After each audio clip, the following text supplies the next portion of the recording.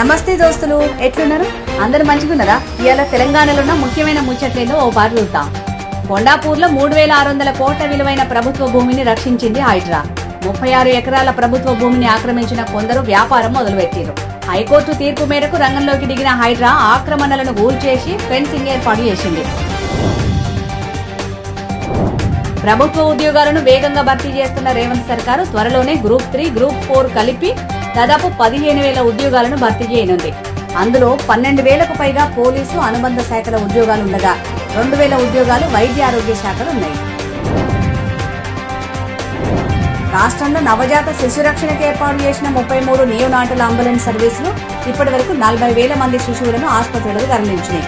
నవజాత శిశువుల రక్షణకు 2024 ఫిబ్రవరిలో ఈ అంబులెన్స్ ప్రారంభించింది రేవంత్ సర్కారు. రేవంత్ సర్కార్ నిర్మించనున్న భారత్ ఫ్యూచర్ సిటీలో 100% అండర్ గ్రౌండ్ కేబుల్స్ ఉండేటట్టు ప్రణాళిక వేసింది రేవంత్ సర్కార్. 30 నుంచి 40 కిలోమీటర్ల పరిధిలో అండర్ గ్రౌండ్ లైన్ వేయనున్నారు. జూబ్లీహిల్స్ ఉప ఎన్నికకు ముందుగానే అభ్యర్థిని ప్రకటించిన బీఆర్ఎస్ ప్రచారంలో మాత్రం ఆ జోష్ చూపించలేకపోతుంది. నాయకుల మధ్య విభేదాలు, ఆధిపత్య పోరు బీఆర్ఎస్ కు తలనొప్పిగా మారినాయి.